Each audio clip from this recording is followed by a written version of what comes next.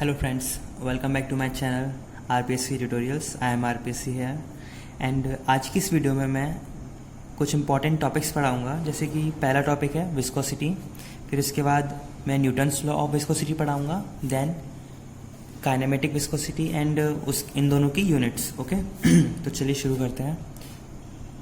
हमारा पहला टॉपिक है विस्कोसिटी। इसका मतलब है it is a property of fluid which offers resistance to the movement of one layer of fluid over another adjacent layer of the fluid.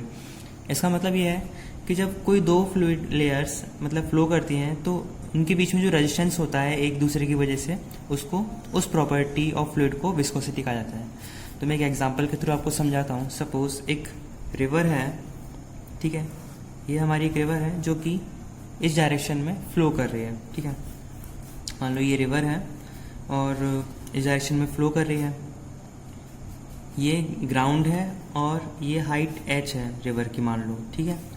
तो इसमें क्या होता है, जो सबसे ऊपर वाली लेयर होती है रिवर की, वो सबसे तेज़ स्पीड में जाती है और नीचे जाते जाते स्पीड स्लो होती जाती है एंड वाइस वर्सा, मतलब ऊपर जाते जाते स्पीड बढ़ेगी सिमिलरली।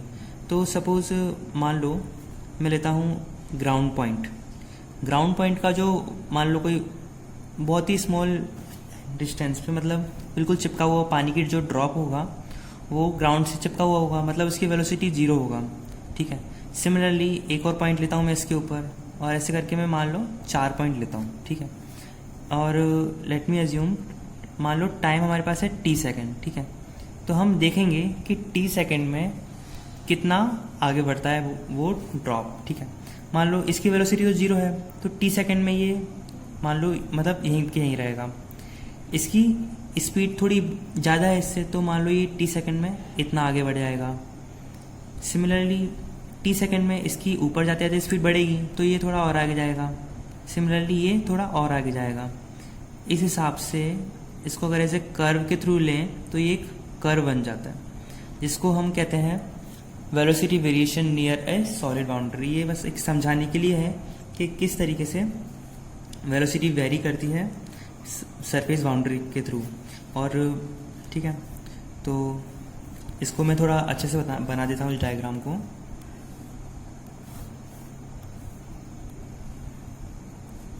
मान लो ये 2 पॉइंट हैं dy डिस्टेंस पे एंड ये उनका वेलोसिटी डिफरेंस है, उन 2 पॉइंट के बीच का वेलोसिटी डिफरेंस है। ये वेलोसिटी है एंड ये दोनों के बीच का डिस्टेंस, ठीक है।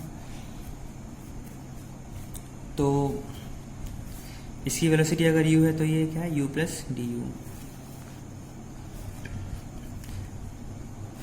2 लेयर्स के बीच में मतलब दोनों की वेलोसिटी डिफरेंट है, इस वजह से शियर स्ट्रेस प्रोड्यूस होती है, दैट इज टाउ। और मैथमेटिकली जो टाउ होता है हमारा वो प्रोपोर्शनल होता है D you by D Y के, मतलब इनकी रेशो के। और D U by D Y को क्या कहते हैं हम, वेलोसिटी ग्रेडियंट भी कहते हैं इसको। ग्रेडियंट मतलब स्लोप, ये एक प्रकार से स्लोप ही हुआ, दैट इज ये d u distance divide by ये, ओके। तो tau is proportional to d you by D y और tau is equal to mu times D you by D y. यहाँ पे म्यू क्या है हमारा, कोएफिशिएंट ऑफ विस्कोसिटी, इसको हम कोएफिशिएंट ऑफ विस्कोसिटी कहते हैं। और ये एक प्रोपोर्शनली कांस्टेंट है, ठीक है। That is mu is equal two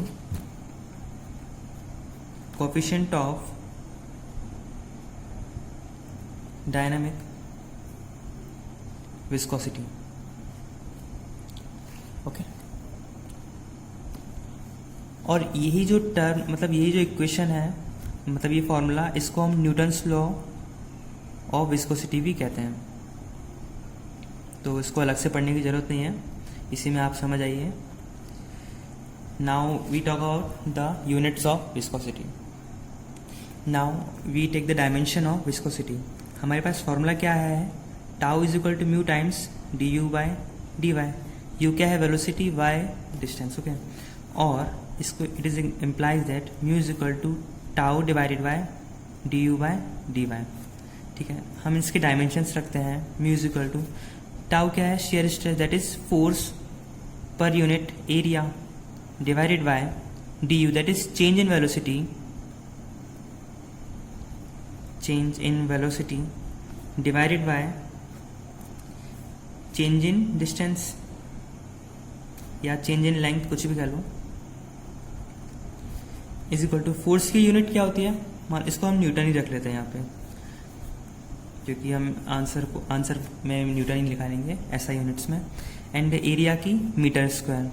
similarly velocity की डायमेंशन क्या होगा, मीटर पर सेकेंड, एंड लेंथ का 1/मीटर। ओके, तो 1m से ये काटा, that is mu is equal to newton second per metre square, that is इसका जो हमारा डायमेंशन आया वो newton second per metre square आया, ऐसा यूनिट्स में विस्कोसिटी का, ऐसा units of viscosity. Okay, CGS system में जो यूनिट होती है विस्कोसिटी की वो होती है poise, and 1 poise is equal to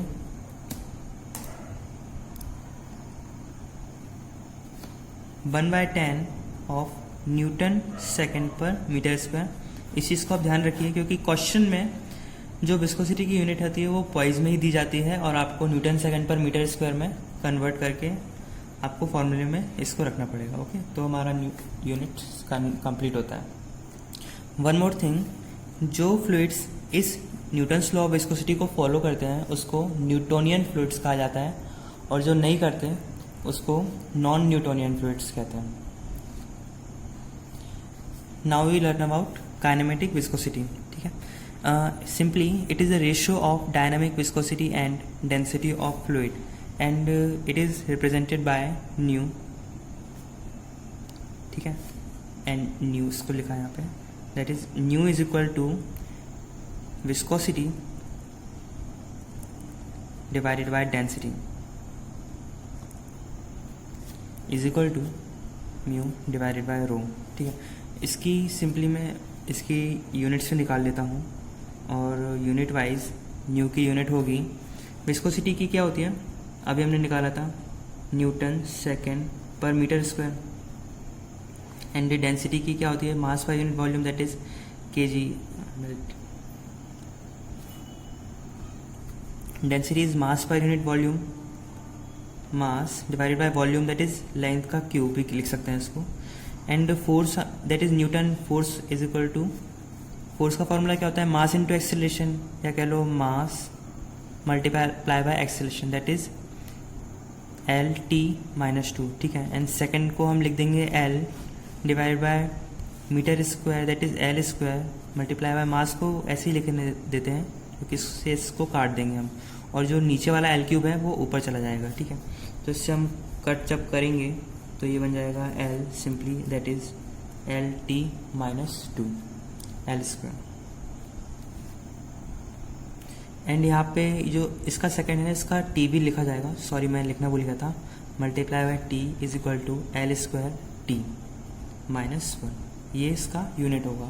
and CGS system में काइनेमेटिक विस्कोसिटी को स्टोक्स से रिप्रेजेंट किया जाता है, and 1 stokes is equal to 10⁻⁻⁴ metre square per second. इस बात को आप ध्यान रखिएगा, कन्वर्जन में बहुत काम आएगा ये। Okay, thank you for watching the video, please like share and subscribe, thank you guys.